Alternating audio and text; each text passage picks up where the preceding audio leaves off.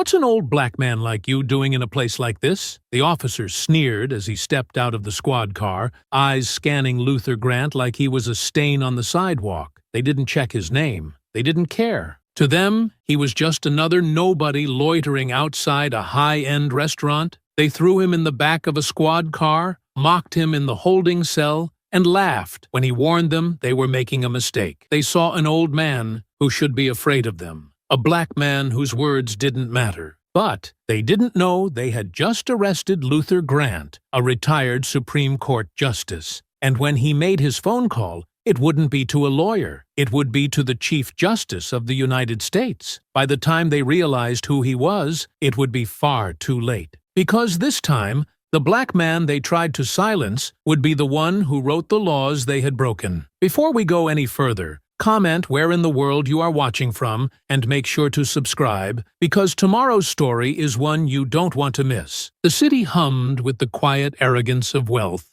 A world built on glass towers and polished sidewalks, the Hamilton stood at the heart of it all. A restaurant of whispered reservations and exclusive clientele. The kind of place where the doormen held their posts like sentinels, guarding the threshold between privilege and those who did not belong. Luther Grant stood just outside its entrance, wrapped in the quiet patience of a man who had seen too much to be in a hurry. He had arrived a few minutes early, as was his habit, preferring to collect his thoughts rather than rush through time as younger men did. His granddaughter, Claire, was inside finishing up an event with some colleagues from Georgetown Law, a dinner he had politely declined, allowing her the space to navigate the circles of ambition on her own. He had told her to take her time.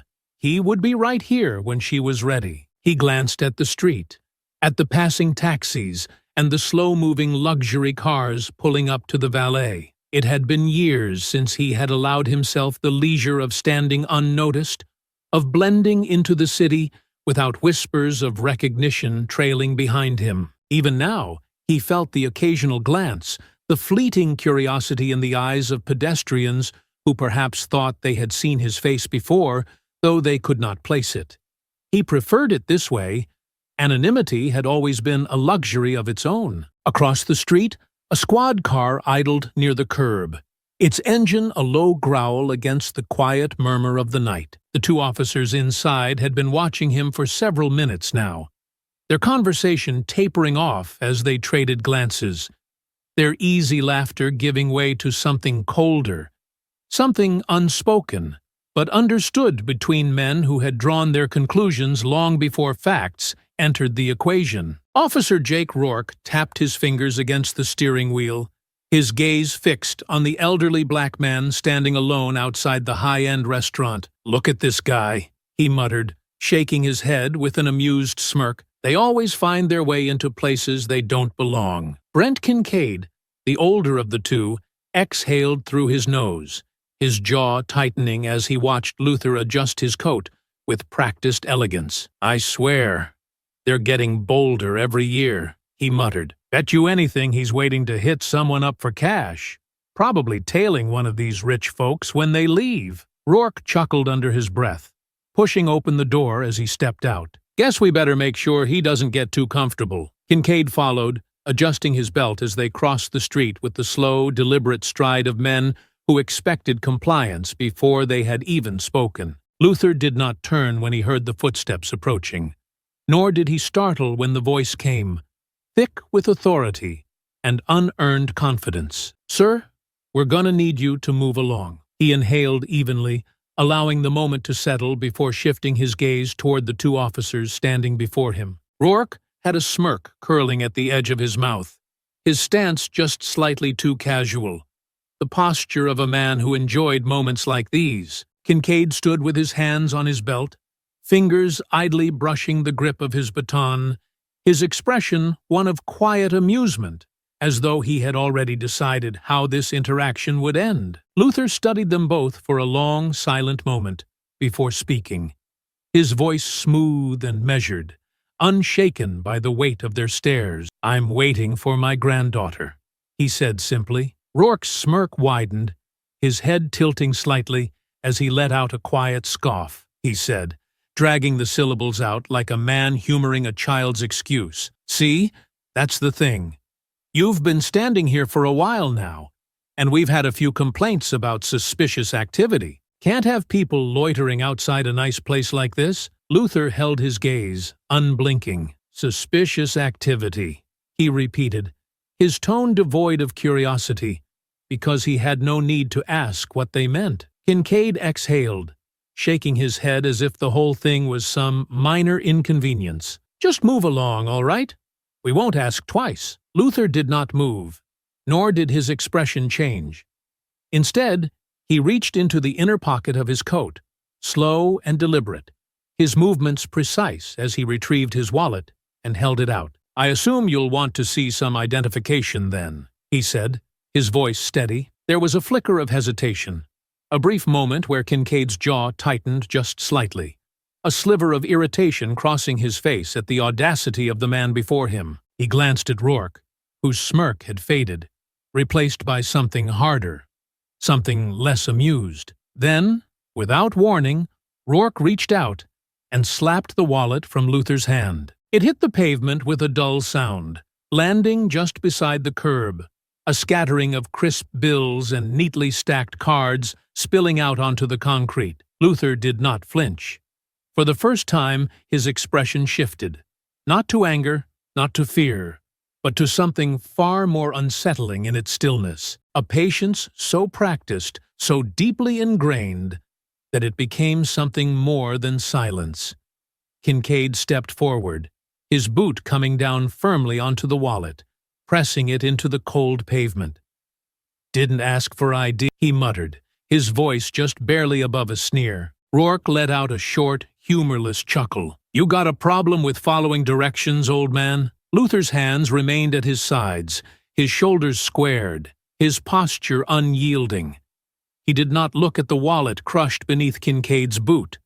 He did not look at Rourke's smug expression. Instead, he let the moment stretch between them, let the weight of their actions settle in the air, and then, with quiet certainty, he spoke. You are making a mistake. Kincaid exhaled sharply, shaking his head as he leaned in just slightly, his voice dropping low. Yeah, he murmured. And what exactly do you think is going to happen here, huh? Luther's eyes did not waver. You're going to find out, he said. And in that moment, the air shifted, just slightly.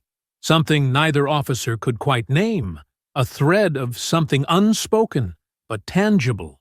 A quiet warning that neither of them had the sense to heed, because they had already decided how this would end, and they were about to realize just how wrong they were.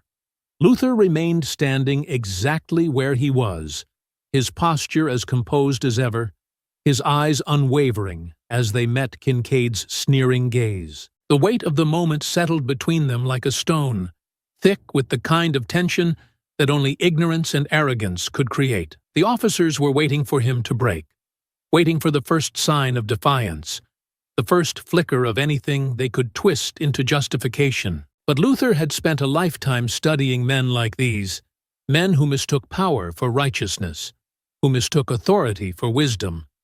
He would not give them what they wanted. Kincaid pressed his boot harder against the wallet, grinding it slightly into the pavement, his lips curling at the edges as though daring Luther to protest. You're not hearing us, old man, he said, his voice laced with the easy confidence of someone who had never once faced consequences. You've got about 3 seconds to start walking before we make you. Luther did not move. I have told you already, he said, his voice even and deliberate, the kind of voice that had once filled courtrooms, that had delivered judgments shaping the very fabric of this country. I am waiting for my granddaughter.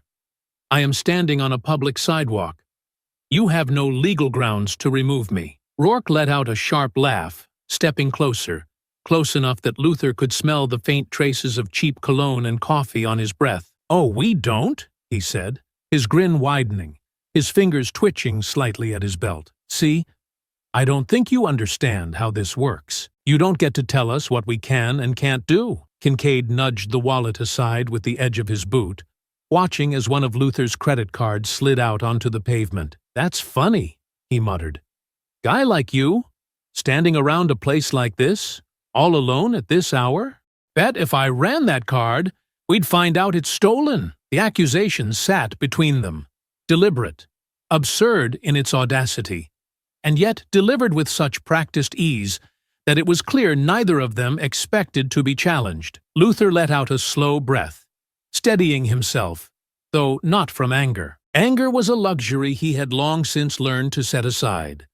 No, what filled him now was something colder, something tempered by decades of knowing precisely how moments like these unfolded. "I suggest you rethink what you are about to do," he said, his voice quiet, but carrying all the weight of certainty. Kincaid's smile faltered for just a second, barely perceptible, but Rourke stepped forward, filling the silence with something uglier. "Yeah," he sneered, reaching out and gripping Luther's arm with a sudden, forceful yank. "You suggesting we need a damn permission slip to do our jobs?" Luther did not resist. Even as Kincaid stepped in, his hands pressing against Luther's back with unnecessary force, even as he felt the grip tightening around his wrist, even as Rourke twisted his arm just enough to be uncomfortable, but not enough to leave bruises that would show through a courtroom sleeve, he did not resist. Because he knew the law, and more importantly,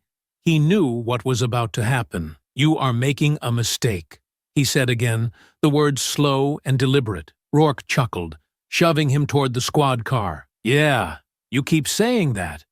But you know what I think? I think your biggest mistake was not leaving when you had the chance." The sound of hurried footsteps cracked through the cold air, followed by a sharp, urgent voice that sliced through the night like a blade. "Get your hands off him!" Claire's voice rang out, clear and sharp, laced with the kind of fury that did not beg for attention but demanded it. She was moving fast, her heels clicking against the pavement as she broke into a near run, her breath sharp with disbelief and anger as she saw her grandfather being manhandled like a common criminal.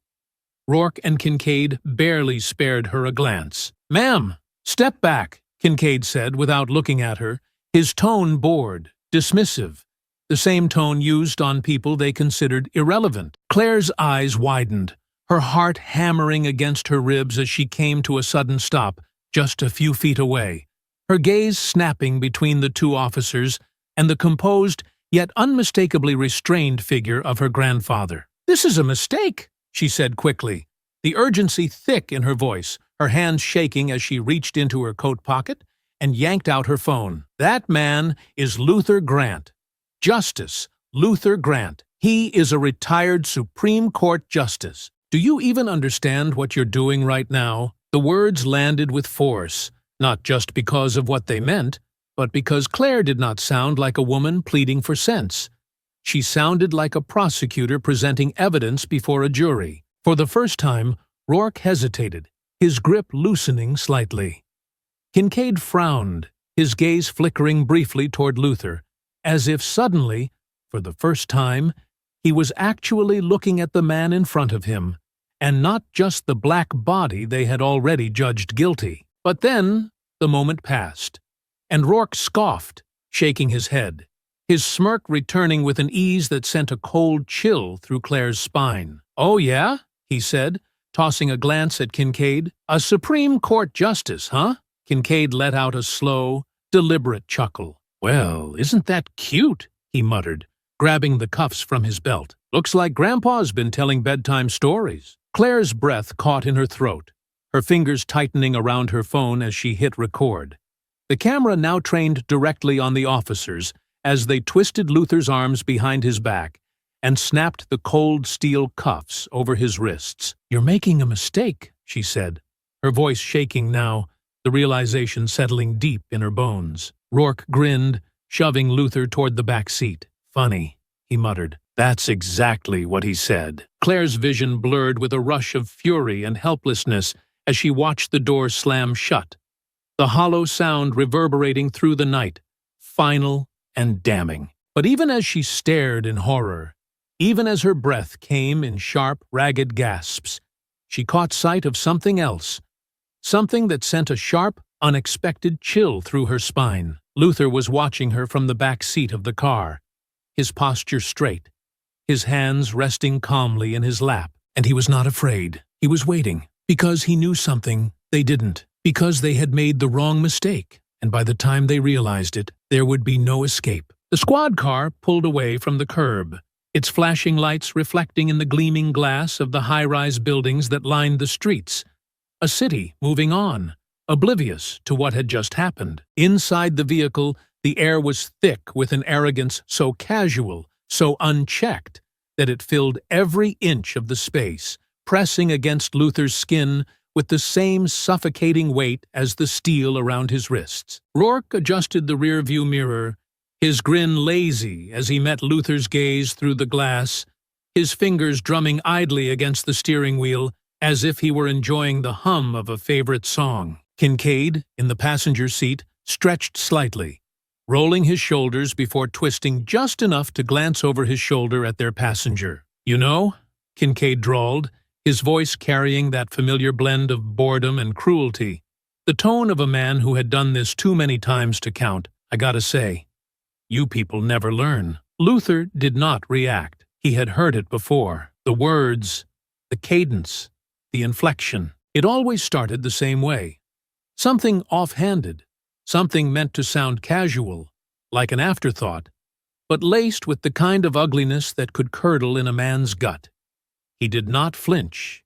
He did not shift. He simply waited. Rourke chuckled, shaking his head, his grip loose on the wheel as he took the next turn. "Yeah, man, it's like, what's the play here, huh?" he mused, exchanging a smirk with Kincaid. "You think if you wear the nice coat, stand outside the fancy places, you get a little respect? That how it works?" Luther held his gaze in the mirror, his voice smooth, deliberate. "I don't need to earn respect from men like you." Rourke let out a sharp laugh, nudging Kincaid in the arm. "Oh, we got a real classy one, huh?" Kincaid smirked, shaking his head. "Yeah, but that's the thing, though. It don't matter how much you dress it up. Don't matter how old or well-spoken you are. End of the day, you're still just—" Luther didn't blink. "A black man." Silence. The word hung in the air, undeniable, unflinching, cutting through the shallow humor like a scalpel. Kincaid smirked, but something in his posture stiffened, as though he hadn't expected Luther to say it out loud, hadn't expected him to strip the pretense from their little game so effortlessly. Rourke shook his head, scoffing under his breath. "Damn right you are." Kincaid leaned back against the seat, exhaling through his nose, his fingers tapping against his thigh. "And that's the problem, isn't it?" he mused, his voice dropping into something lower, something meant to provoke. "You walk around thinking you belong, thinking you're one of them, thinking just 'cause you dress right and talk right, you get to be something more than what you are." Luther tilted his head slightly, his expression unreadable. "And what is that?" Kincaid smirked. "A problem." There it was. The unspoken truth, spoken plainly, without hesitation, without shame. The word landed with the kind of certainty that men like these carried in their bones, the kind that had been passed down through generations of unchecked power, of leashed violence, of hands gripping batons with the same ease their grandfathers had gripped ropes. Luther exhaled slowly, his wrists shifting slightly against the cuffs. Rourke laughed again, shaking his head. "You know what I don't get?" he said, turning onto a quieter street, the hum of the city fading as they neared the precinct. "You people always talk about how bad it is, always crying about racism this, oppression that. But you never talk about how damn easy you got it now. I mean, come on, you think 50 years ago you'd even be standing in a place like that?" Luther let the silence stretch, studying them both carefully. Then, after a moment, he spoke, his voice carrying that same quiet weight he had wielded in courtrooms, that same deliberate cadence that had unraveled weaker men than these. "Tell me," he said, his tone almost conversational, "do you believe that because the knife is 6 inches deep instead of 12, that means you are not still cutting?" Rourke blinked. Kincaid frowned, his smirk faltering. Luther leaned forward just slightly, the cuffs pressing into his wrists, but he did not care. "You want me to be grateful, Because the wound isn't as deep as it once was, he said, his voice steady, unshaken. Because the hand holding the blade wears a uniform instead of a hood. Because instead of ropes, you use pens. Instead of whips, you use laws. Instead of burning crosses, you burn futures. You want to call it progress, but all you have done is learned how to cut quietly.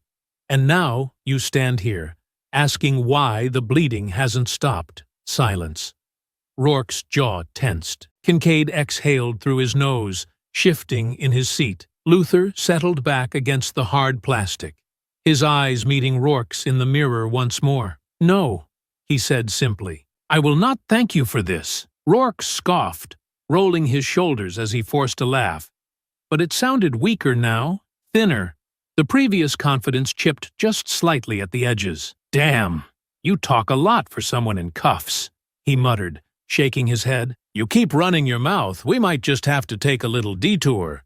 Show you how things used to be done." Kincaid smirked. "Yeah, maybe take a wrong turn. Drop you off somewhere they don't ask too many questions." Luther studied them both, absorbing their every word, every flicker of expression, filing them away carefully, precisely. And then, after a long moment, he exhaled, his shoulders easing, his face settling into something eerily calm, something practiced. "Enjoy this while it lasts," he said softly. Rourke frowned, his fingers flexing slightly against the wheel. "What the hell's that supposed to mean?" Luther tilted his head slightly, a quiet amusement settling into his gaze, something so slight, so subtle, that it sent a prickle of unease down Kincaid's spine. "It means you should savor these last few moments," Luther murmured, "because you do not yet realize what you have done." Kincaid scoffed, rolling his eyes. "Oh yeah, and what exactly have we done?" Luther held his gaze, letting the weight of his silence press against them, letting the anticipation settle. The slow, creeping realization that something was wrong beginning to take root in the back of their minds. And then, finally, just as they pulled into the precinct parking lot, just as the first flicker of hesitation crossed Rourke's face, just as Kincaid's smirk faltered, Luther smiled. "You'll find out soon enough." And as the car came to a stop, as the weight of the moment settled into the space between them, neither officer could shake the feeling that something had just shifted. Something was coming. And for the first time since the night had begun, they were the ones who should have been afraid. The squad car pulled into the precinct lot, the red and blue lights reflecting off the damp pavement, illuminating the weary brick walls of a station that had seen its fair share of men processed through its doors, though very few had ever walked out with their dignity intact. The station was quiet at this hour, a few officers lingering near their desks,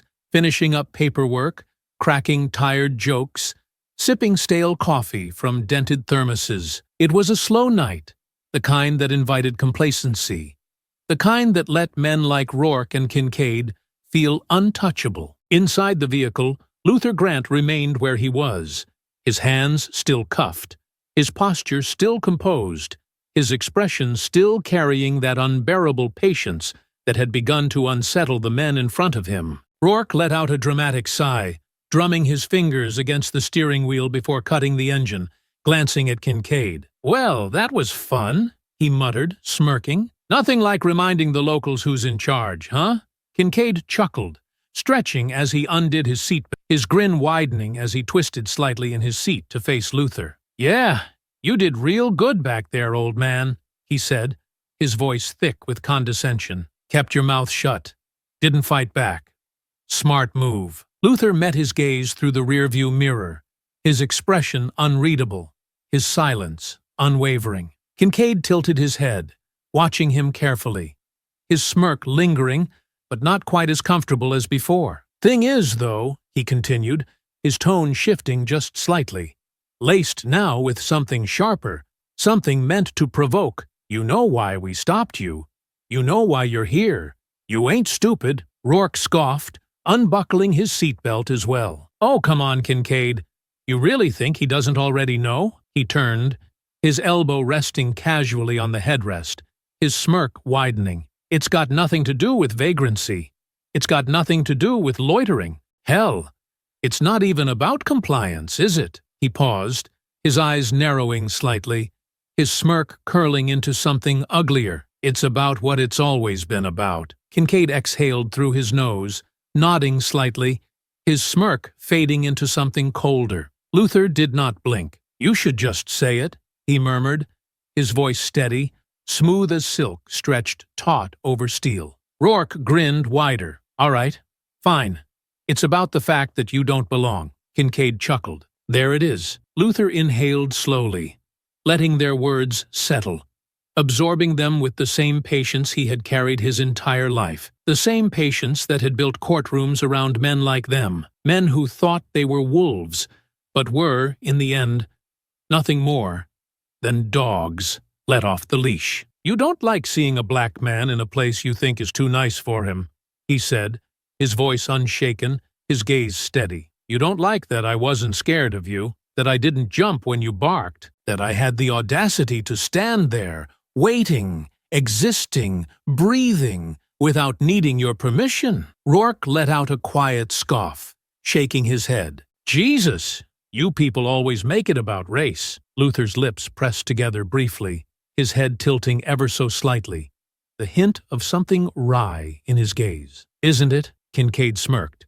leaning back in his seat, shrugging. "I mean, maybe not. Doesn't really matter, does it? End of the day, you're still in the back of our car, and we're still taking you inside." Luther studied him for a long moment before speaking again, his voice so smooth, so calm, that it sent a prickle of unease down Kincaid's spine before he could explain why. "You think this is over?" he murmured, his voice as patient as the turning of the tide. Rourke let out a short, humorless laugh, shaking his head. "I don't think," he muttered, reaching for the door handle. "I know." Kincaid followed suit, stepping out first, his boots crunching against the gravel, stretching his arms as he made his way around the vehicle. He pulled the door open, reaching in and gripping Luther's arm tighter than necessary, the way men like him always did, as though there were something to prove. Luther did not resist.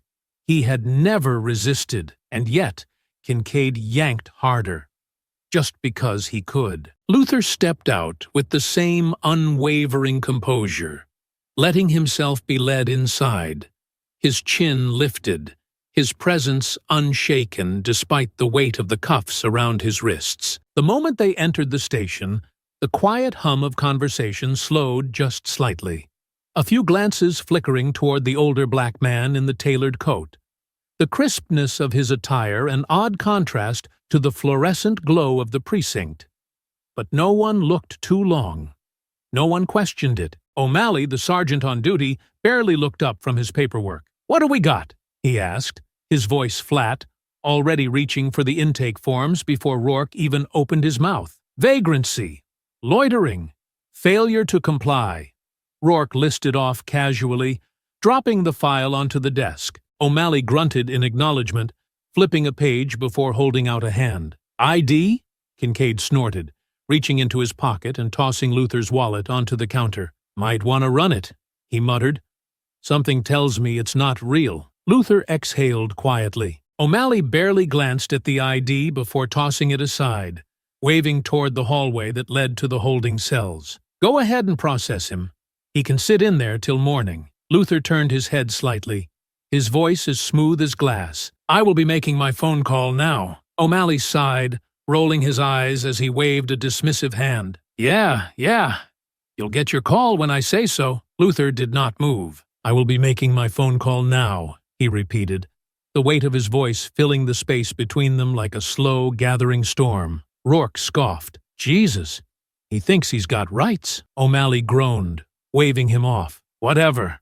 Let him call his damn lawyer." The precinct hummed with the low murmur of routine, officers moving through their late-night shifts, with the easy confidence of men who had done this 1,000 times before and expected to do it 1,000 times again. The air smelled of stale coffee and sweat, of old paperwork, and the quiet indifference that came with power left unchecked. Luther Grant sat in his holding cell, his hands resting lightly in his lap, his coat folded beside him, his hat placed carefully on top. He had not been given forms to sign. He had not been asked questions. He had been processed in silence, shoved into this room as though his presence here was normal, as though he was just another name in the system, another body behind bars, another black man in a cage. He had made his phone call, and he was waiting. The officers did not know it yet, but the first shifts in their world had already begun. The phone had rung twice before the voice on the other end answered, crisp and efficient. The kind of voice that had spent a lifetime commanding rooms and deciding the fate of the country from behind a bench. Alan Whitmore. Luther had allowed a moment to pass before speaking, letting recognition settle in. Alan. A pause. A sharp intake of breath. The rustle of fabric as the Chief Justice of the United States sat forward in his chair. Luther! Luther adjusted his grip on the receiver, his voice smooth, deliberate, calm. I need you to listen very carefully. The silence that followed was thick, the weight of old cases and long conversations pressing between them. The kind of pause that carried more understanding than words ever could. Where are you? Whitmore's voice had changed, shifting from casual recognition to something sharper, something controlled but edged with the first flickers of concern. Luther let the quiet stretch just a little longer, not out of hesitation, but to let the reality settle before he said it aloud. 17th Precinct. The line went dead silent. Then a slow, measured inhale. What? They arrested me outside the Hamilton, Luther continued, his tone unshaken, controlled, each syllable a scalpel cutting away ignorance and assumption. 2 officers, Rourke and Kincaid. They did not check my identification. They did not ask questions. They assumed I was a vagrant. I informed them otherwise. They did not listen. The sharp click of a pen being dropped. A chair scraping against the floor. Jesus Christ! No, Luther murmured, tilting his head slightly, though the motion was more for himself than for the conversation. Just me. Whitmore exhaled, and Luther could hear it. The shift in breathing, the tightening of posture, the way the very temperature of the conversation changed. He was no longer speaking to an old friend. He was speaking to a man who understood power and knew precisely how to wield it. They booked you. Whitmore's voice was clipped now, the words precise, controlled, the sound of a gavel poised over a courtroom. Not yet, Luther murmured. I suspect they will leave me here overnight. A lesson, perhaps, one they believe I require. Another silence, filled with the sound of Whitmore thinking, his mind moving like a machine, cutting through possibilities and contingencies, calculating destruction. And then, soft but unmistakably lethal, he spoke. That's not going to happen. Luther allowed himself a small, knowing smile, because that was exactly what he had counted on. Whitmore had never been a man who hesitated, never been a man who wasted time with outrage when action was required. He had built his career on precision, on tactical decisions, on knowing when to strike and how hard. He had learned that from Luther himself. And right now, he was angry. Tell me their names again, Whitmore said, his voice low, dangerous in its control. Rourke and Kincaid. And the sergeant on duty? O'Malley. A quiet exhale, followed by fingers drumming against a desk, the telltale sound of a man reaching for a pen, for his phone, for the keys to a kingdom these men did not know they had walked into. You know, Whitmore mused after a moment, his tone now disturbingly even, this precinct has been under quiet scrutiny for years. Civil rights violations, excessive force complaints, a few missing body cam records. Nothing ever big enough to stick, but he let out a slow, thoughtful breath. This, Luther, this sticks. Luther remained silent. There was no need to respond. Whitmore was already moving. I'm making some calls, Whitmore continued, his voice shifting into something sharper, something razor-edged. The Department of Justice will be notified. The Attorney General's office will be notified. Hell, I might just loop in the White House while I'm at it. Let them decide how they want to handle the fact that one of the architects of modern civil rights law has been unlawfully detained by two glorified security guards with badges. A beat. Then, stay exactly where you are. Luther exhaled slowly, his smile widening just slightly. I had no intention of leaving. And then the line had gone dead. Now, in the holding cell, he could feel it beginning. The officers in the precinct were still laughing, still moving through their routines with the easy arrogance of men who believed power belonged to those who shouted the loudest. But Luther knew better. Power did not belong to those who shouted. It belonged to those who waited. And so, he sat, and he waited, and he smiled, because soon the first phone would ring. And by the time they understood what had happened, by the time they realized just how deep this mistake went, it would be far too late for all of them. The precinct thrummed with a lazy kind of energy, the kind that came with the late hours, when the paperwork was nearly done, the streets had quieted, and the officers on duty could loosen their belts, sip their stale coffee, and talk about nothing of consequence. There was a comfortable rhythm to it, a routine as old as the walls that surrounded them. Arrests made, bookings processed, men thrown into cells to be forgotten until morning. And that was exactly how they saw Luther Grant. Just another name. Just another body in a holding cell. No different than any of the others who had sat on that same metal bench, staring at the same flickering lights, waiting for a bailiff who would never come. Rourke and Kincaid had made their rounds through the station, filling out half-hearted reports, stretching their legs, reliving their earlier victory with smug little quips passed between them, neither one thinking too deeply about the man they had left sitting in the holding cell. But as the night stretched on, something about it began to feel unfinished, because he wasn't reacting. Luther sat in that dimly lit cell with his back straight, his shoulders squared, his hands resting lightly in his lap. He did not pace.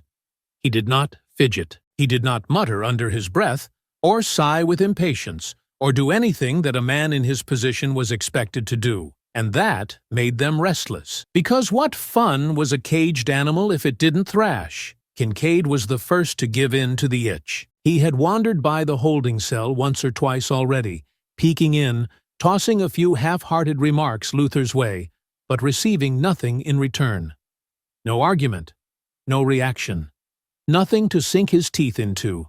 So, this time, he made it obvious. He leaned against the bars, crossing his arms over his chest, tilting his head slightly as he studied Luther, his lips curling into something amused, something taunting. "You're real quiet, old man," he mused, his tone light, conversational. "That's supposed to be some kind of power move." Luther did not look up. Kincaid chuckled, shaking his head as he nudged Rourke, who had followed behind him with a cup of coffee in hand, sipping leisurely, watching with interest, but without urgency. "I mean, come on.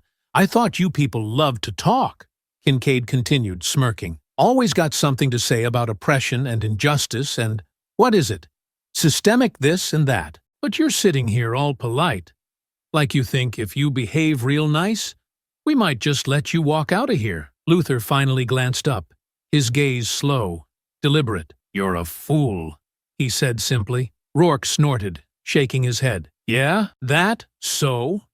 Luther exhaled, leaning back slightly against the cold metal wall, tilting his head as though studying a peculiar specimen beneath a microscope. "Yes, because only a fool mistakes silence for submission." Kincaid grinned. "Oh, you ain't submitting, huh?" He tapped the bars lightly with his knuckles. "Could have fooled me." Luther held his gaze, unblinking. "I do not need to fight a man who is already drowning." The smirk faltered, just for a second. But before Kincaid could snap back, before the conversation could stretch into something uglier, a new voice cut through the air, gruff and unimpressed. "Knock it off." The three men turned to find Chief of Police Richard Sloane standing a few feet away, arms crossed, expression unreadable. Kincaid straightened slightly, stuffing his hands into his pockets, his smirk lingering but dimmed. "We're just having a little fun, boss." Sloane exhaled sharply through his nose, shaking his head as he took a slow step forward, eyes shifting briefly toward Luther before landing back on his officers. "Yeah, well, we've got enough crap to deal with. Don't add to it." His tone was not stern, not warning, just tired, because he didn't care.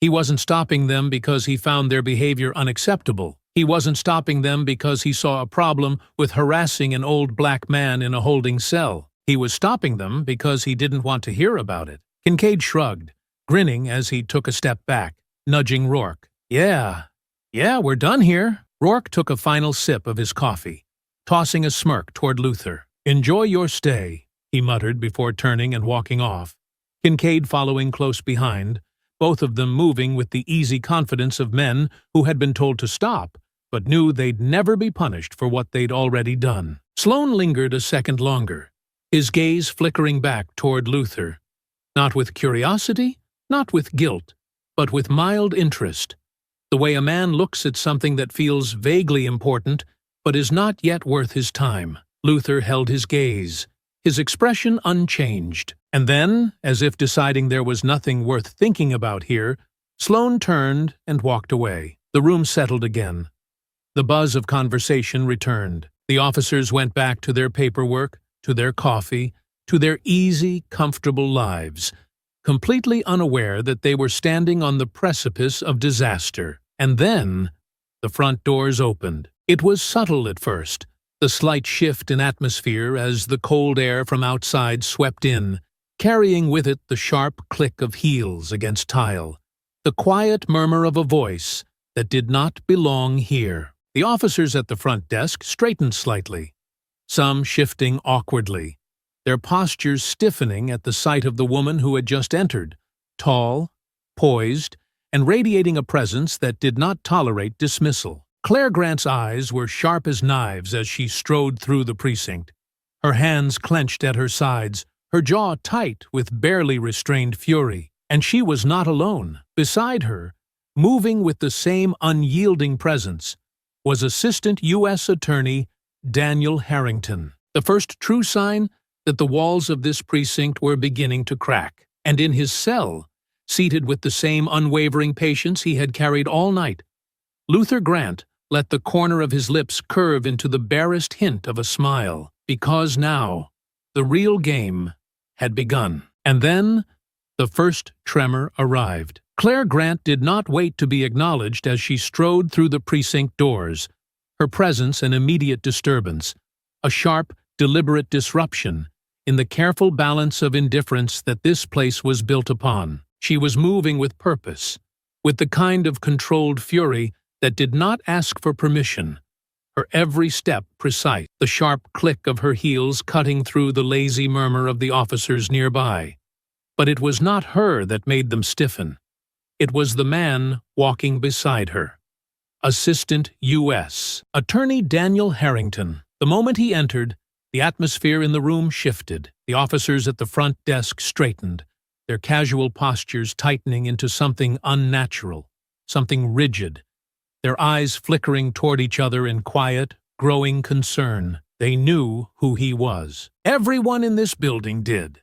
Daniel Harrington had built his reputation in the halls of the Department of Justice with the ruthlessness of a man who never lost. His name was attached to some of the most high-profile cases in the country.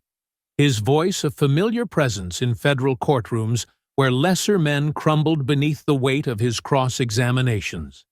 His reputation was immovable, his influence undeniable, his authority absolute. And now he was here. And he was not smiling. The officer at the front desk, a younger man who had not yet learned how to hide fear properly, swallowed hard, his fingers twitching slightly as he reached for the nearest paperwork, as though holding a clipboard might somehow shield him from what was about to happen. Claire stopped just short of the desk, her eyes sharp, voice clipped and lethal. "I want to see my grandfather." The officer blinked, hesitated for a second too long before clearing his throat. Harrington didn't give him the chance to finish. The attorney took a single step forward, his presence somehow heavier than anyone else's in the room, the kind of presence that demanded attention without ever raising his voice, the kind of presence that made men realize, too late, that they had made a mistake. "Where is Justice Grant?" The words were not a request. The young officer's lips parted slightly. His expression caught somewhere between confusion and something resembling genuine panic, because now, the name had been said out loud. And that meant there was no way to ignore it.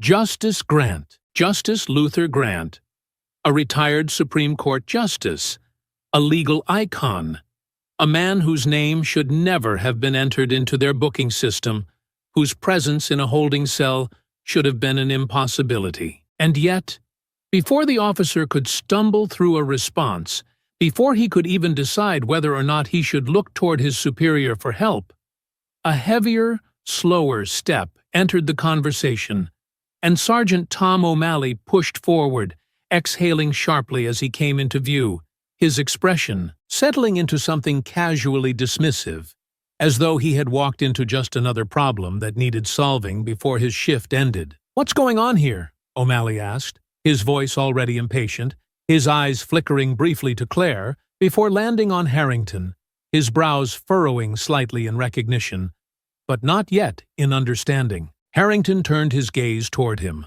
slow and deliberate, assessing him with the kind of cold calculation that could unmake a man in a courtroom. "You're the commanding officer on duty," Harrington stated, and though it was a sentence, it was also an accusation. O'Malley hesitated. It was a fraction of a second, but it was enough. "That's right," he muttered, his jaw tightening slightly. "Sergeant O'Malley. And you are." The silence that followed was deafening, because the entire precinct already knew the answer to that question. Harrington did not blink. "Assistant U.S. Attorney Daniel Harrington." The young officer at the desk stopped breathing. The murmur of casual conversation from the surrounding officers died instantly. O'Malley's lips parted slightly before pressing into a thin line, his mind catching up with the disaster unfolding before him. And for the first time tonight, real, tangible fear entered the room. Harrington did not pause to let the weight of his name settle. He did not wait for O'Malley to fully process how deep the pit beneath him had just become. He simply took another step forward, his voice even, controlled, but carrying the precise weight of a man who was about to dismantle an entire precinct if he did not receive the correct answer. "I am here on behalf of the Department of Justice," he said smoothly, "to investigate the unlawful detainment of a retired Supreme Court justice." A deliberate pause, a slight tilt of his head. "Who, as of this moment, is still in your custody?" O'Malley paled. He recovered quickly, or at least he thought he did, straightening his shoulders, exhaling sharply, rubbing a hand over his mouth before muttering, "Jesus." Harrington did not move. "Where is Justice Grant?" O'Malley hesitated again, glancing toward the hallway, toward the holding cells, toward the place where he had sent a man who should never have been here to begin with. Claire's patience finally snapped. "You put my grandfather in a cell like a common criminal?" she bit out, her voice sharp, her eyes blazing with fury. "And you didn't even bother to check his ID?" O'Malley's jaw tightened.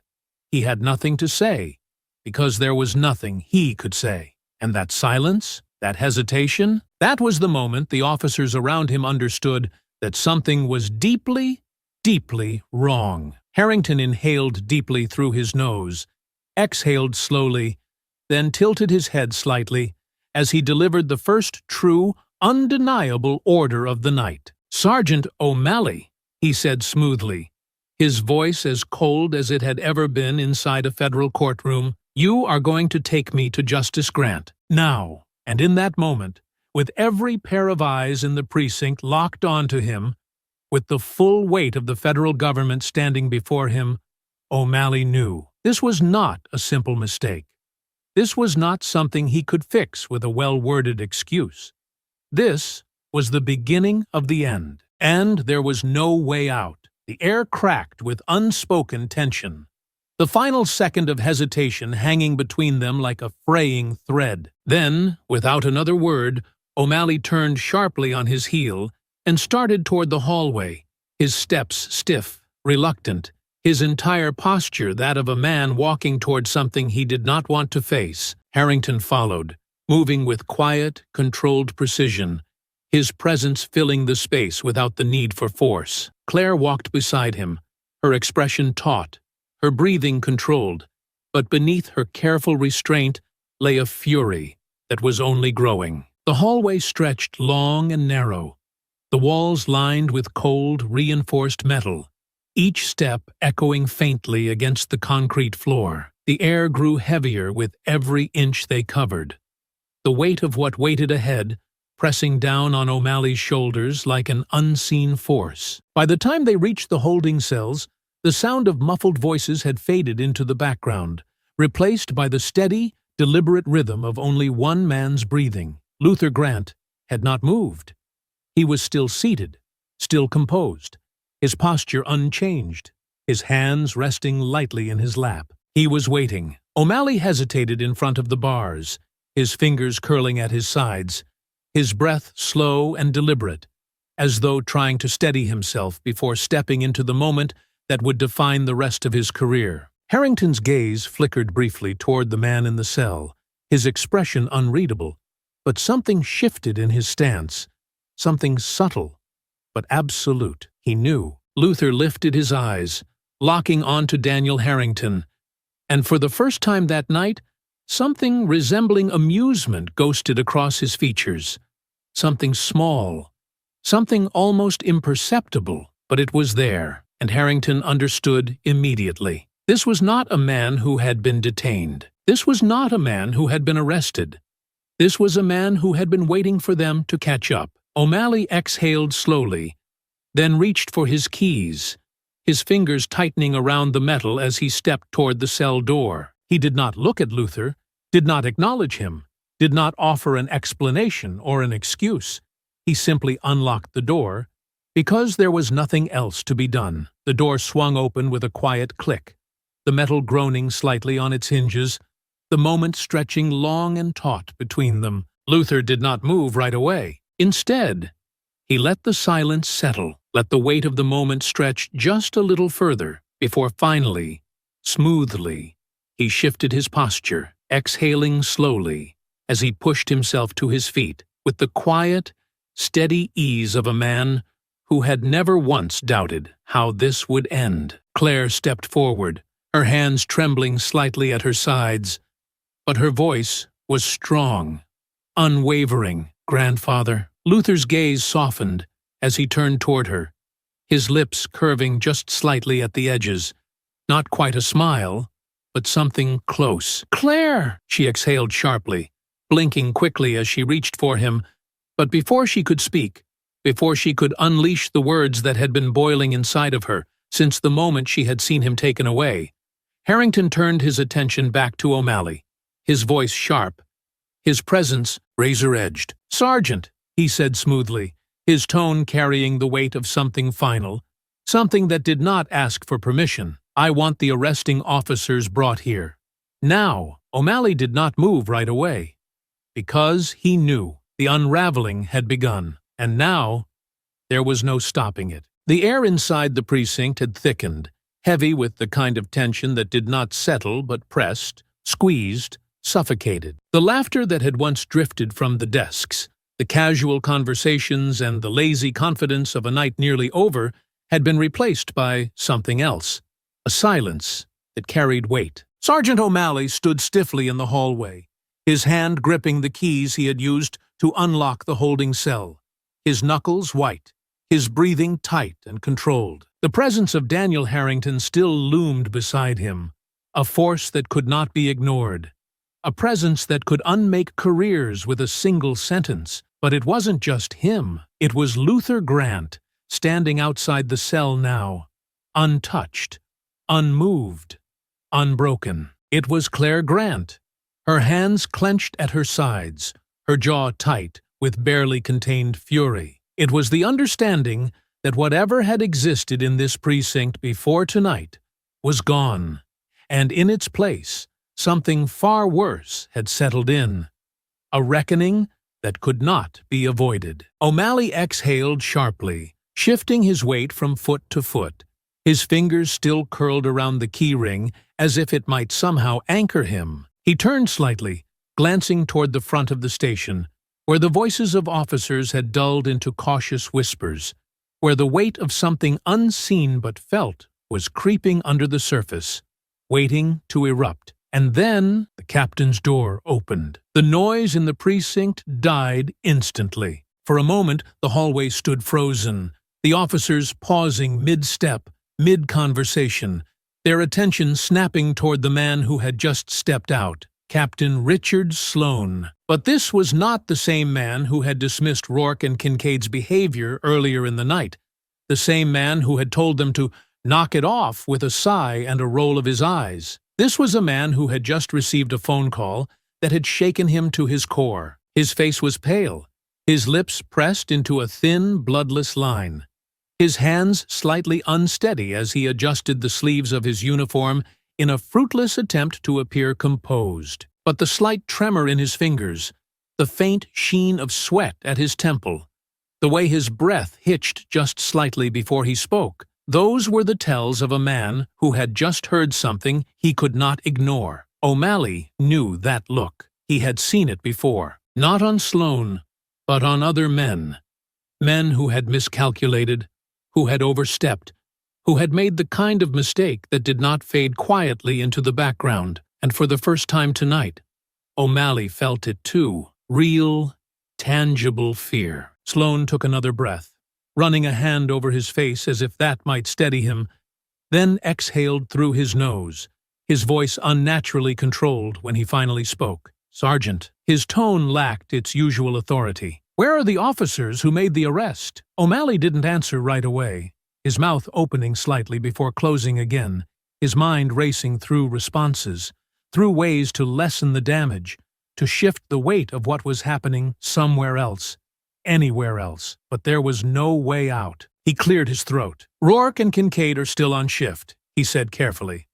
"I can bring them in." Sloane's jaw ticked slightly. "Bring them in, now." O'Malley did not argue. He turned, his steps less steady now, his confidence eroding with every passing second as he moved toward the main office, his fingers tightening into a fist as he pushed open the door to the break room. Inside, Rourke and Kincaid sat at the table, still oblivious, still smirking, still talking like men who had not yet realized they were standing in quicksand. Rourke had his feet up on a chair, balancing lazily on the back two legs, sipping at a bottle of soda while Kincaid flicked through his phone, the screen casting a faint glow over his face. O'Malley exhaled sharply, stepping inside fully before shoving the door shut behind him. The sound of it slamming against the frame made both officers glance up, their smirks flickering just slightly at the sight of O'Malley's expression. Neither of them had ever seen him look like that before. "What's up, Sarge?" Rourke asked, his voice still light, but now laced with the first hints of uncertainty. O'Malley's jaw clenched, his hands curling into fists. "Get up," Kincaid frowned. "What?" "I said get up." The cold bite in his tone sent something crawling beneath their skin, something uncomfortable, something neither of them knew how to name. Kincaid straightened slightly, glancing at Rourke, then scoffed under his breath as he shoved his phone into his pocket. "Jesus. All right. What's the big deal?" O'Malley didn't answer. He just stepped back, motioning sharply for them to follow. They exchanged another glance, one that carried more tension now, before finally pushing themselves to their feet and following him out of the room, their steps a little slower, a little less certain. And the moment they stepped into the hallway, the moment they saw the way the entire precinct had changed, they knew the laughter was gone. The casual ease was gone. The air was different now. Rourke's smirk faltered as his gaze landed on Daniel Harrington. Kincaid's breath caught slightly when he saw Captain Sloane standing near the holding cells, his face still pale, his hand still trembling slightly from the phone call that had rattled him to his core. And then their eyes landed on Luther Grant, standing outside the cell, not seated, not detained, not a prisoner, standing, unshaken, watching and smiling. Rourke's pulse kicked against his ribs, something sinking deep into his gut, something cold, something he had never felt before in all the years he had been a cop: dread. Because in that moment, as the realization fully settled in, as Harrington turned to them with slow, deliberate precision, as Sloane exhaled through his teeth, his entire body rigid, as O'Malley stepped back slightly, distancing himself, as Claire's eyes burned into them with a hatred so raw it could have stripped the walls bare, as Luther Grant met their gaze with the quiet, patient certainty of a man who had already won, they finally understood. The power they thought they had, it was gone, and now there was nothing left but the consequences. The room had changed. The walls had not moved. The lighting had not dimmed, but something fundamental in the air had shifted. The weight of consequence was beginning to settle, pressing into the space between the officers who had once laughed, once spoken with casual certainty, once believed themselves untouchable. But there was no certainty now. Daniel Harrington was staring directly at Rourke and Kincaid. There was no hesitation in his stance, no room for misunderstanding in his expression. His presence was a force, not simply because of who he was, but because of what he represented. The full, unrelenting power of the Department of Justice, now turned against the very men who had always assumed it was on their side. The silence stretched long and taut, a moment where the weight of reality settled into the bones of the guilty. And then, suddenly, violently, it shattered. "What the hell were you thinking?" Harrington's voice did not ask. It demanded. The sheer force of it filled the room, cutting through the quiet, making several officers near the front desk flinch, though they weren't even the ones being addressed. The words were not the carefully measured tone he had used before, not the smooth, cutting legal precision of a man slowly working his way toward the kill. This was anger, real, unfiltered, ice-cold rage.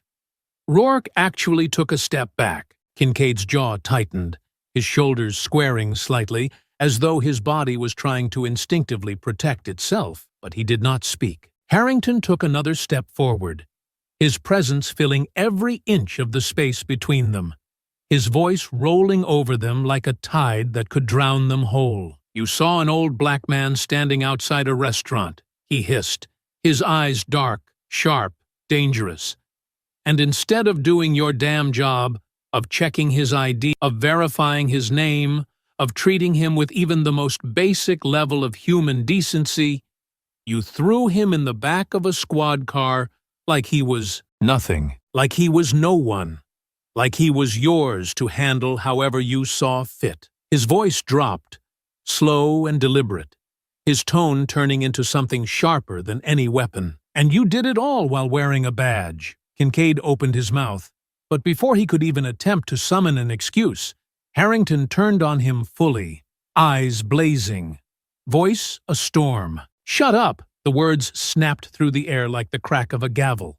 Final, unarguable, a verdict passed before the trial had even begun. Kincaid's mouth closed immediately. Rourke swallowed, his throat visibly working, but he did not dare speak either. Harrington exhaled sharply, running a hand over his face before his eyes flashed toward Captain Sloane, who had remained silent, standing near the entrance of the holding area as though his feet had turned to stone. "And you," Harrington snapped, his fury shifting seamlessly. "Tell me something, Captain. Did you even bother to review the arrest report before you let these two parade around like they'd done something worth celebrating?" Sloane's lips pressed into a thin line, his skin still pale, his hands still trembling slightly at his sides. But before he could fumble through an explanation that would only dig his grave deeper, another voice entered the conversation.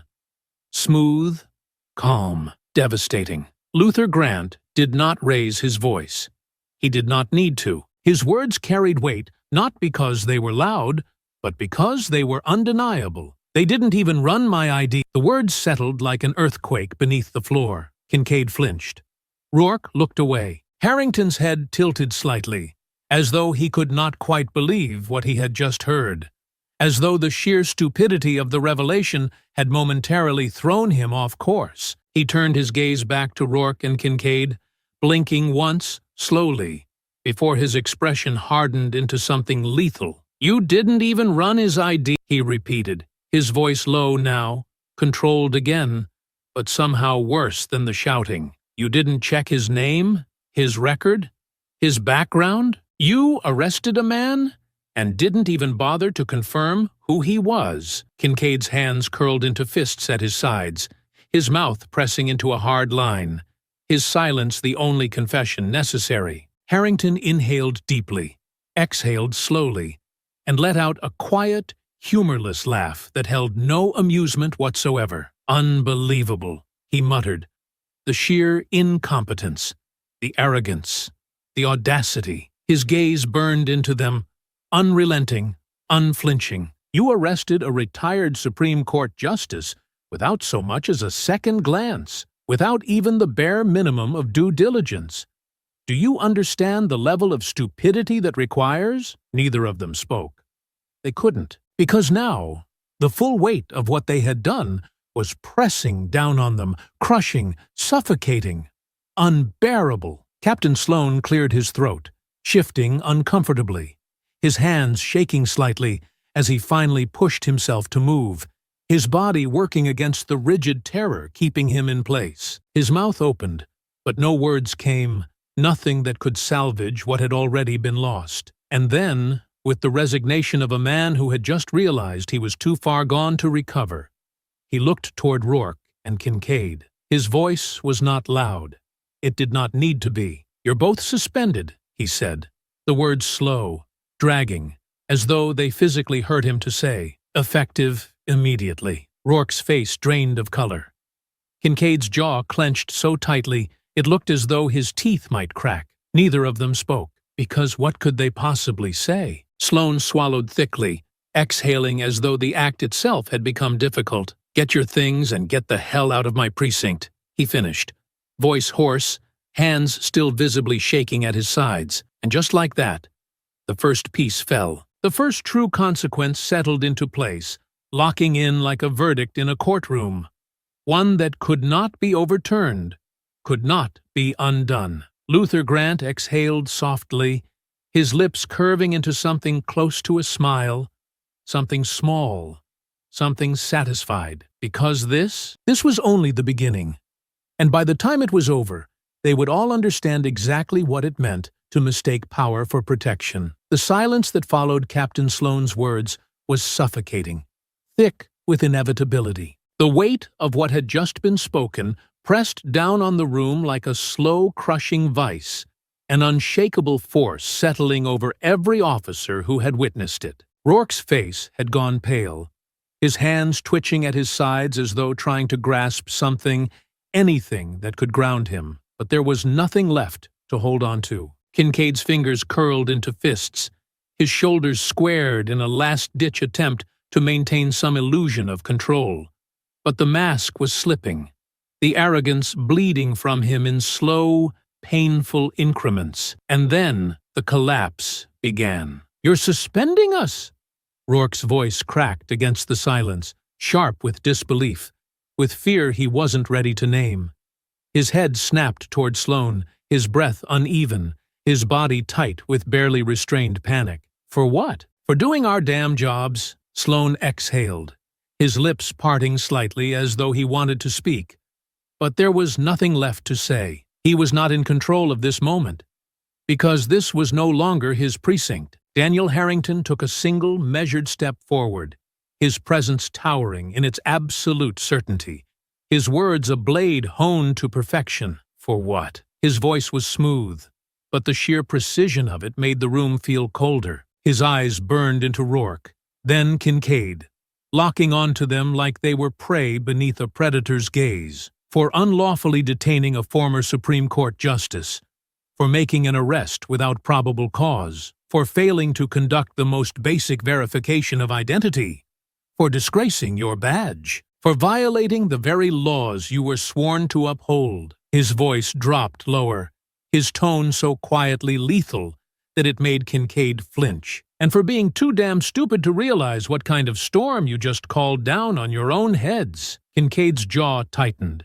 his breath sharp, but he did not speak, because he knew. Rourke exhaled sharply through his nose, his desperation turning into anger. The only thing left to cling to. This is bullshit. His voice shook slightly, his pulse hammering against his ribs, his muscles tensing under the crushing weight of reality. We didn't do anything wrong. This is just politics. Luther Grant exhaled slowly, shaking his head ever so slightly, his gaze fixed on Rourke with the quiet pity of a man who had seen this argument before, who had watched men like this dig their own graves. "You still don't understand," he murmured, his voice smooth, patient, unshaken. "You thought the badge gave you the power to decide who mattered. You thought your authority was absolute. You thought that because you could act without thinking, you were protected from the consequences of your own ignorance." He tilted his head slightly, his expression unreadable. "You thought wrong." Rourke's hands curled into fists, his pride still reaching for something that no longer existed. But Harrington wasn't finished. "You think this ends with a suspension?" Harrington's tone was almost amused, but there was nothing humorous in his expression. His head tilted slightly, his voice now sharper, colder, final. "Your names are being forwarded to Internal Affairs. Your files will be reviewed by the DOJ. Every complaint against you, every excessive force report, every misconduct allegation that was quietly pushed aside, it will all come to light." Kincaid inhaled sharply, his entire body stiffening. "Your careers are over." Harrington's voice did not rise, did not carry theatrics. It was simply a fact. "Your pensions? In question. Your certifications? Revoked. Your futures? Ruined." He took another slow step forward, watching as Rourke and Kincaid shrank beneath the weight of his words. "And the best part? There isn't a damn thing either of you can do about it." The words settled into the air like a slow-moving wrecking ball, crushing them completely. Rourke's breath stuttered, his chest rising and falling too quickly now, his mind scrambling for something, anything, that could reverse what was happening. But there was nothing left to say, because they had already lost. Captain Sloane, who had remained visibly shaking at the edge of the confrontation, finally cleared his throat, his fingers still twitching slightly, his eyes dark with realization, with fear, with the full crushing weight of what he knew was still to come. This department," he stopped, his voice unsteady, as though each word carried an unbearable weight. He inhaled sharply, then tried again. "What happens next?" Harrington turned his head toward him, his expression unchanging. "An investigation." The single word sent a shudder through the room. Sloane's hands twitched. His eyes darted toward the entrance of the precinct, toward his office, toward the walls that were now closing in on him. We can cooperate," he stammered, his words uneven, his desperation leaking through. "We'll provide full transparency." Harrington let out a short, humorless exhale, something that was not quite a laugh. "You don't have a choice." Sloane swallowed. Luther stepped forward then, his voice calm, smooth, but undeniable. "This isn't just about them," he said quietly, his eyes still locked onto Sloane. "The corruption in this department does not begin and end with 2 officers." He took another step closer, and Sloane did not move. "This precinct is about to become a case study for systemic failure." Sloane's breath hitched. "This is bigger than just Rourke and Kincaid," Harrington continued, his voice as sharp as steel. "This department will be investigated from top to bottom. And if I were you, Captain, I would start preparing for the moment when your name is on the chopping block." Sloane visibly swallowed, his entire body taut, his face ashen, because he knew. His time was running out, too. Harrington straightened, adjusting the cuffs of his sleeves, his tone returning to the sharp, controlled precision of a man who had already won. "For now, these 2 are gone." He motioned toward Rourke and Kincaid, who were still standing frozen in place, their worlds crumbling beneath them. "Captain, I suggest you prepare for what's coming next." Sloane said nothing. He couldn't. Luther inhaled deeply, his gaze sweeping over the officers still standing, still watching, still waiting for what came next. And then, slowly, he exhaled, his voice smooth, steady, final. "Let's go." Claire stepped forward, her fingers tightening slightly at her sides, but her expression was lighter now, her posture no longer tense, and together they turned. They did not wait for an escort. They did not wait for permission. They simply walked. The doors opened before them, and as they stepped into the crisp night air, justice followed them. The morning sun streamed through the floor-to-ceiling windows of the private conference room in the Supreme Court building, Washington, D.C., casting long golden streaks across the polished wood of the table where Luther Grant sat, composed as ever. Across from him, Chief Justice Alan Whitmore was skimming through the file in front of him, his brow furrowed in concentration, the weight of the last 24 hours evident in the subtle tightness of his shoulders. Luther waited. He had spent decades understanding the way power moved, the way it shifted hands, the way it shaped itself around those who wielded it well. And right now, he knew Alan was processing everything not just as a legal mind, not just as a government official, but as a man watching an institution buckle under the weight of its own corruption.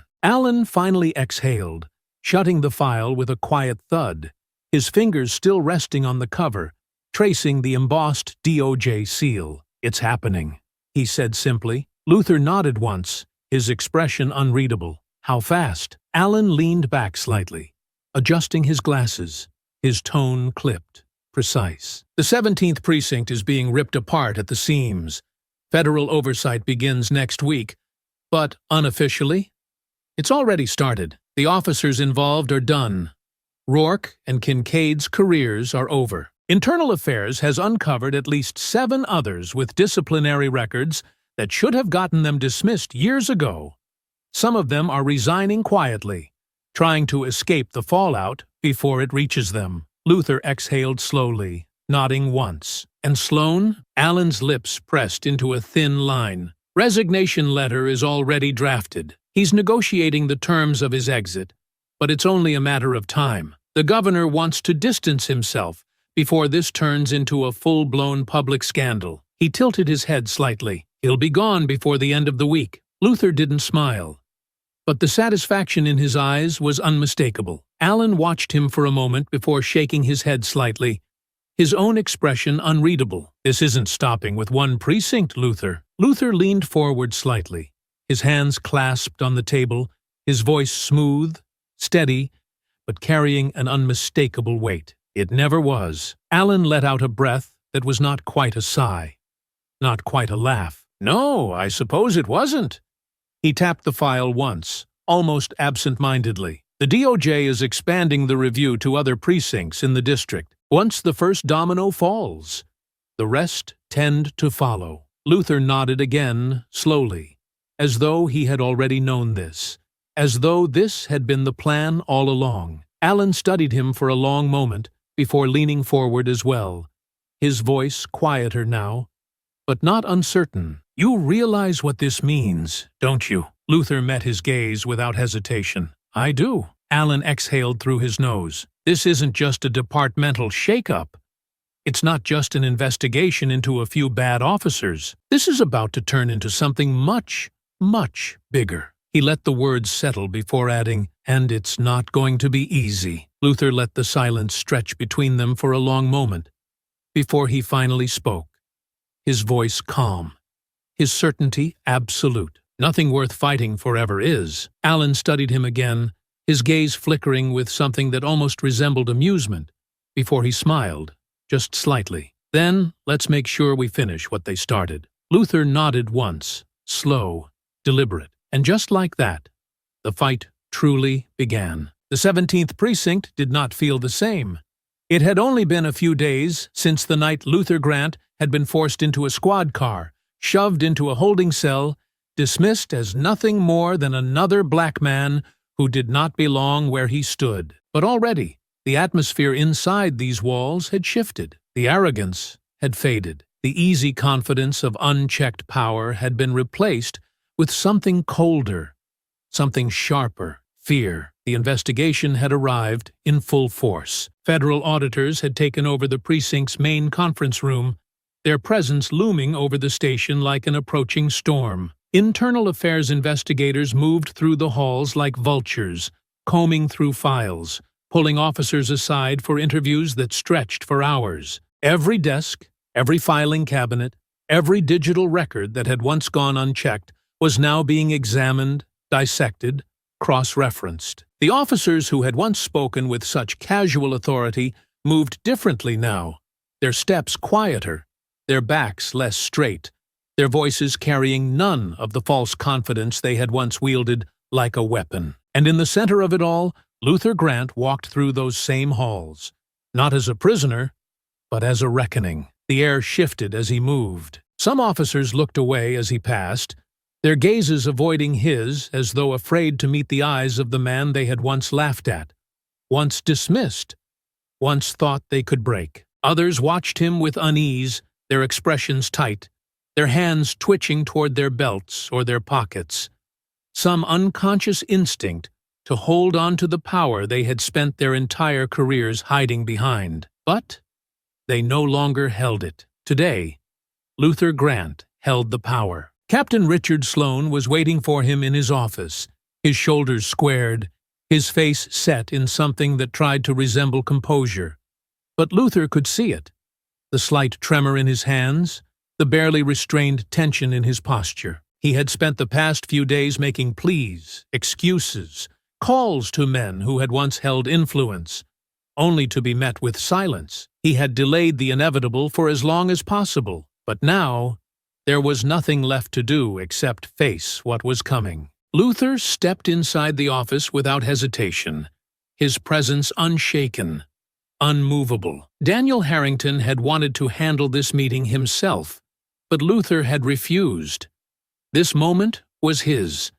The man who had turned a blind eye to injustice in his own department would answer to him personally. Sloane gestured toward the chair opposite his desk, but Luther remained standing, his presence towering, forcing the captain to sit while he loomed above him. "You wanted to speak to me," Luther said, his voice smooth, controlled. Sloane exhaled through his nose, rubbing a hand over his temple before clearing his throat. "I assume you know why you're here." Luther tilted his head slightly. "Do I?" Sloane's jaw clenched.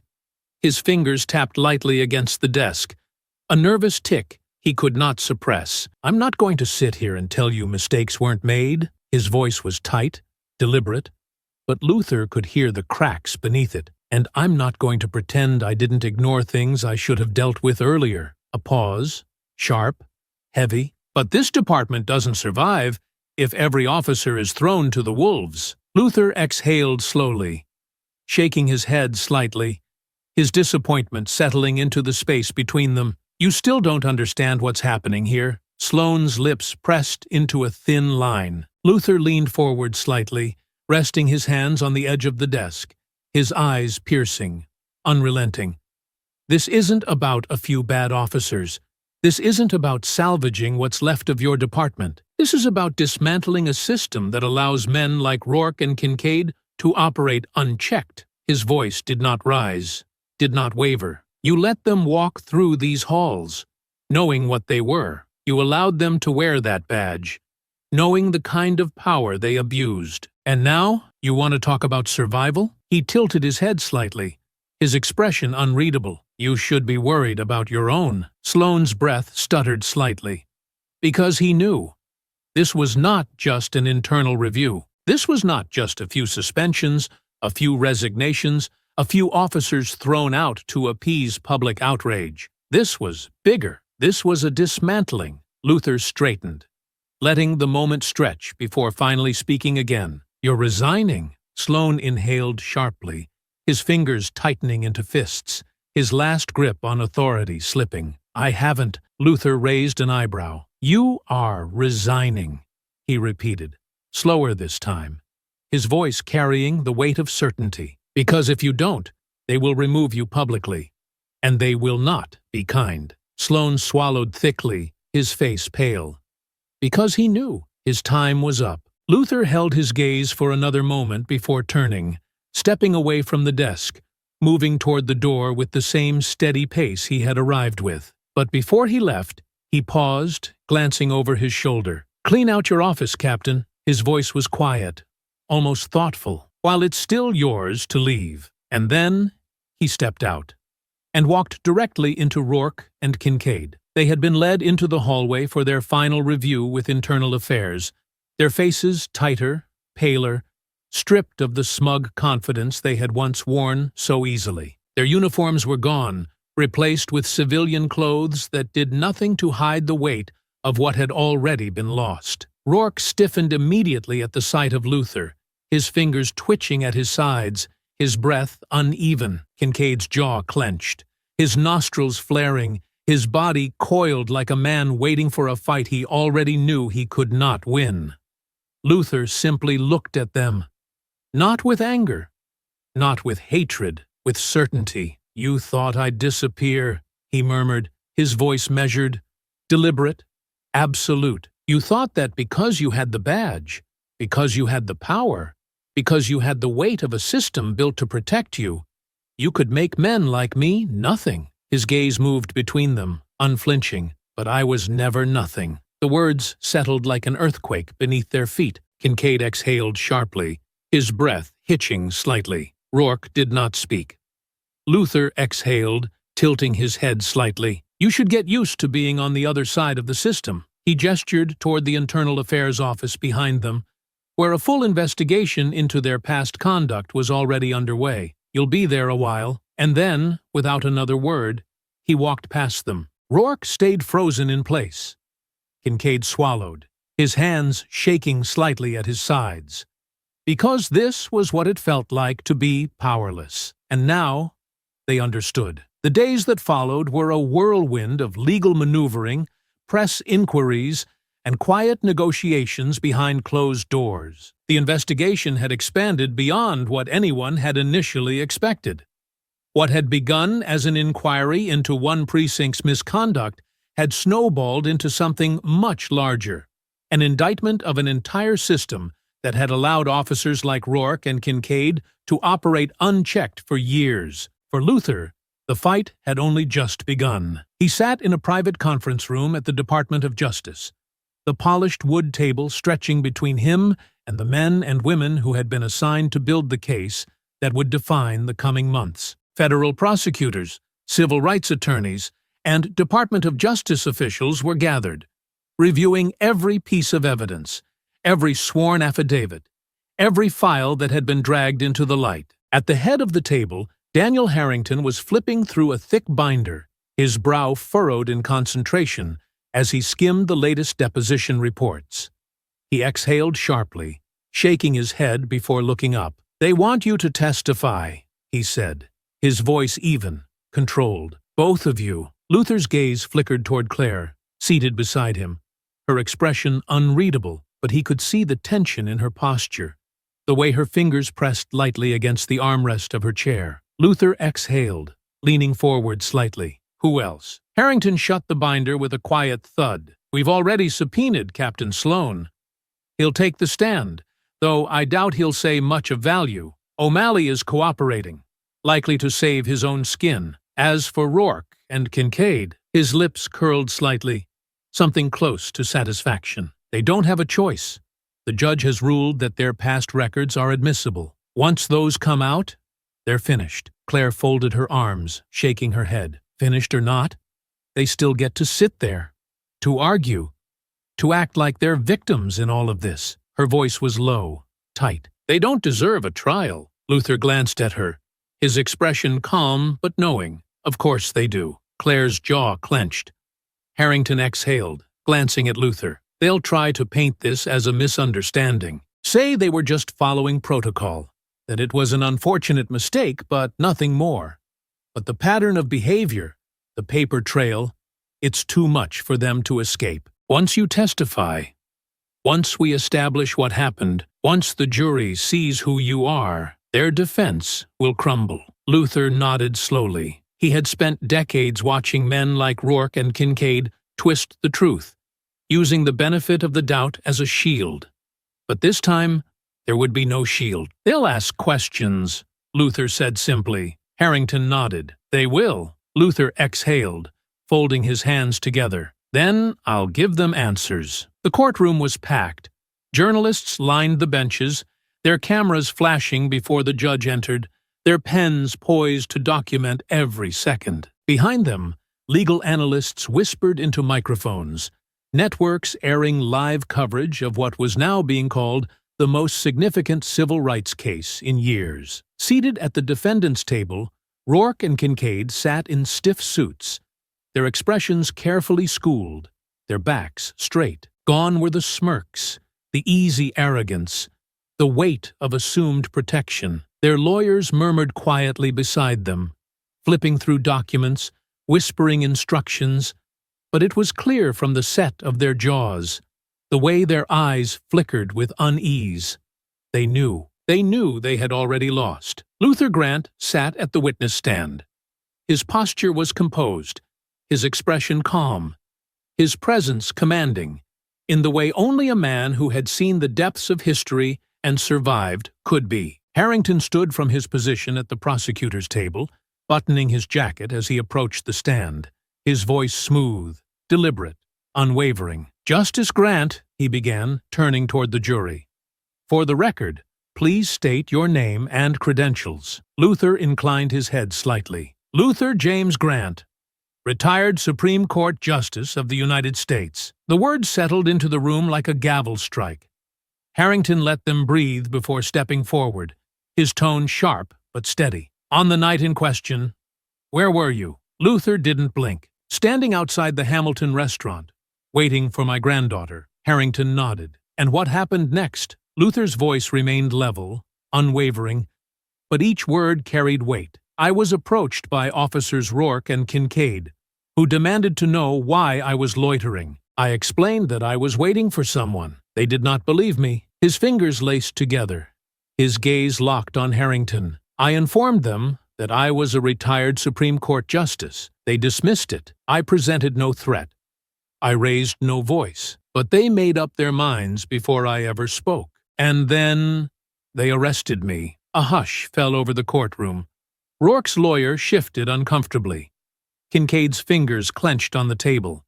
Harrington nodded, his expression unreadable. "Did they ask for your identification?" Luther let the silence stretch before answering. "They did not." Murmurs rippled through the gallery. Harrington continued. "Did they read you your rights?" "They did not." More murmurs. Harrington stepped closer, his voice measured, but unyielding. "Did you, at any point, resist arrest?" Luther exhaled slowly. "No." Harrington turned to the jury, pausing briefly before stepping back. No further questions. As he returned to his seat, Rourke's attorney stood, clearing his throat, shuffling his papers as though he had somehow prepared for this moment differently. The defense's questions were predictable. Didn't the officers have reason to believe he was trespassing? Couldn't it have been a simple mistake? Didn't the officers simply act in the best interest of public safety? Luther did not waver. "I was detained because of an assumption," he said, his voice carrying across the courtroom. "An assumption rooted in bias. Because when they saw me, they did not see a citizen. They did not see a professional. They did not see a man waiting for his family." He let the words settle. "They saw what they wanted to see." The attorney shifted slightly, his expression faltering.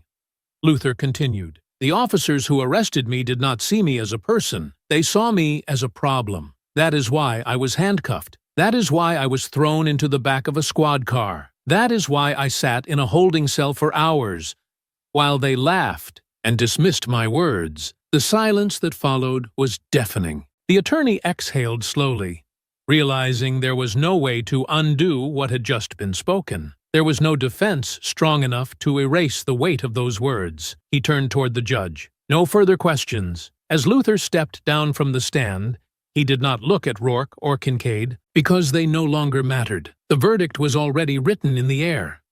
And for the first time in a long time, justice was truly in motion. The verdict had been reached. Guilty. The word settled over the courtroom with the weight of finality, reverberating through the air, filling the silence that followed with something undeniable, unshakable, absolute. There was no celebration, no applause, only the quiet, inevitable recognition that the men who had once acted without consequence had finally been forced to face one.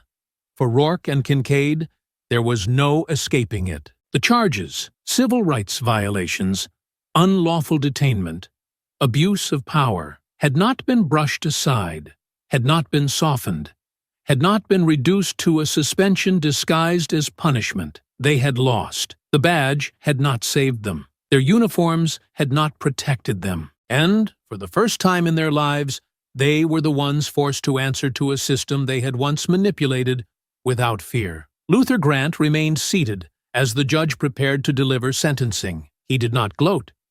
He did not celebrate. He simply watched, knowing that this moment was bigger than two men, bigger than one precinct, bigger than one courtroom. This was the first step. Judge William Thatcher, a man known for his unwavering stance on civil rights and legal accountability, settled his gaze on the defendants. His voice carried the weight of history. "Officers Rourke and Kincaid," he began, his tone firm, deliberate, leaving no room for misinterpretation. "This court finds your actions not only unconstitutional, but a disgrace to the profession you swore to uphold. The misuse of power you displayed was not an isolated incident, nor was it a simple lapse in judgment.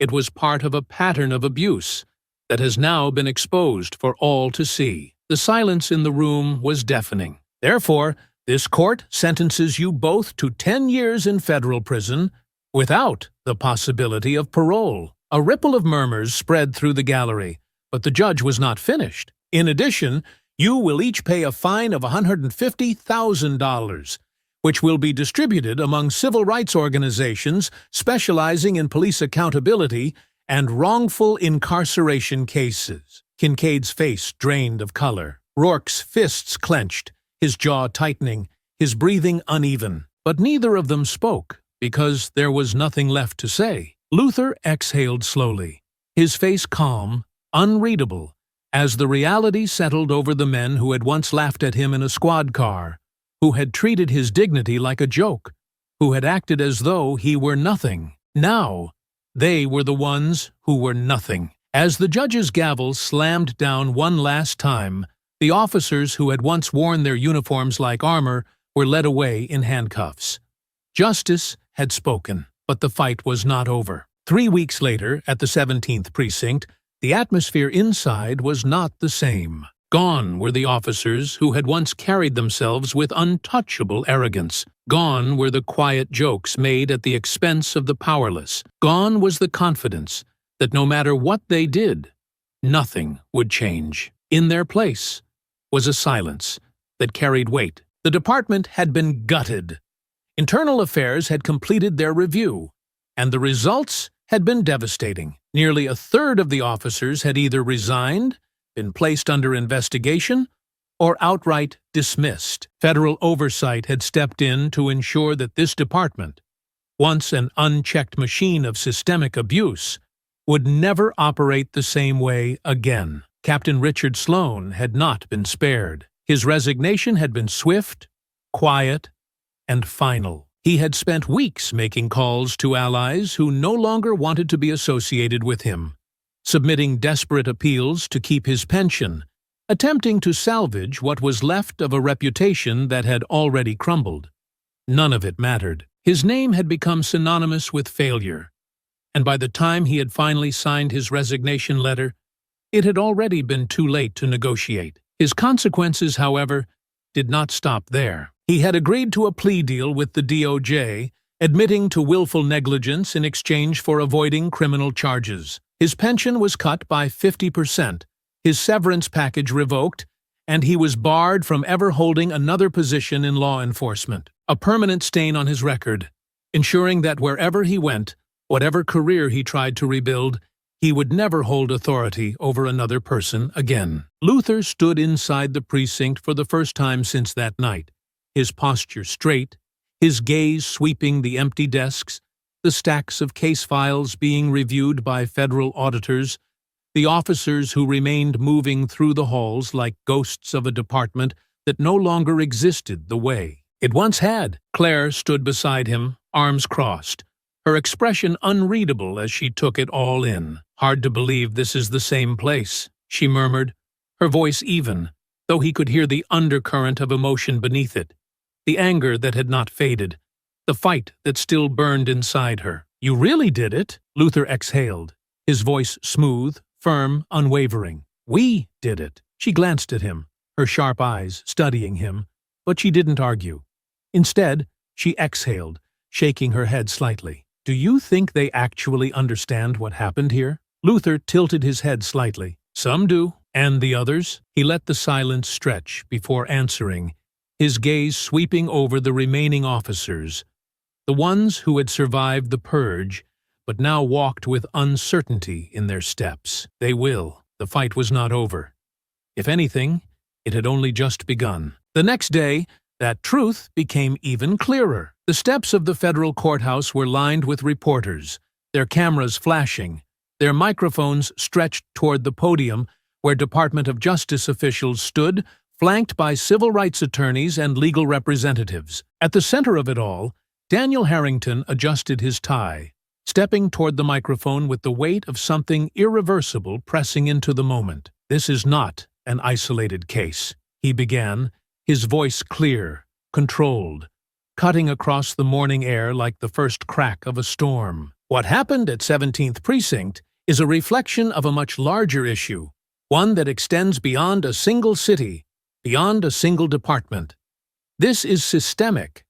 This is deeply rooted, and this will be addressed." The journalists fired questions, their voices overlapping, but Harrington remained unshaken. "In the coming months, federal oversight will extend into additional precincts where patterns of misconduct have been identified. Grand jury investigations are already underway, and multiple officers in surrounding jurisdictions are facing pending indictments." What happened in this courtroom was not an ending. It was the start of something much bigger. Luther watched from the sidelines, his hands clasped behind his back, his posture straight, his expression unreadable. He had stood before more judges than he could count. He had written decisions that had shaped the very foundations of civil rights law. But now, standing on the steps of a courthouse, watching the justice system move in a way it had rarely moved before, he felt something he had not felt in years. Momentum. Justice had moved. And tomorrow, it would move again. As Luther walked down the courthouse steps, the sun casting long shadows behind him, he did not stop, because there was still work to be done, and he was not finished yet. I hope you enjoyed that story. Please share it with your friends, and subscribe so that you do not miss out on the next one. In the meantime, I have handpicked 2 stories for you that I think you will enjoy. Have a great day.